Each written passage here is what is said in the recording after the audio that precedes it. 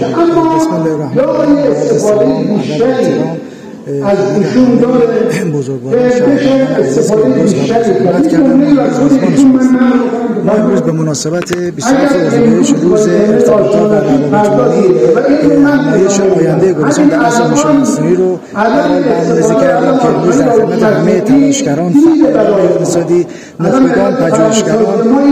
دغدغه‌مندان توسعه استان گلستان باشیم، چرا که امروز هوش مصنوعی همه ابعاد زندگی ما مثل اینترنت در بر گرفته. شاید امروز دیگه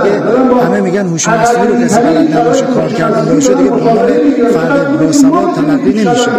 ما امروز هدفم از برنامه‌ریزی بررسی ابعاد فناوری‌های نوین و همچنین فرصت‌ها و چالش‌های هوش مصنوعی هست، به منظور اینکه به عنوان یک ابزار هوشمندانه بتوانیم در حوزه‌های مختلف کشاورزی، صنعت، اقتصاد، پزشکی، آموزش، سلامت، امنیت، مدیریت ترافیک و شهری بتوانیم پروژه‌های هوشمندانه رو تعریف بکنیم در کنار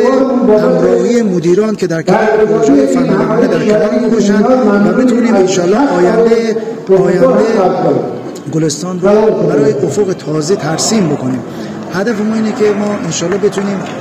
برای آینده گلستان فرصت‌های جدیدی رو ایجاد بکنیم و در توسعه گلستان نقش بسزایی رو داشته باشیم. امروز همه ما می‌دونیم که اقتصاد مبتنی به نفت نیست، به منابع زیرزمینی نیست. اقتصاد امروز مبتنی به داده است و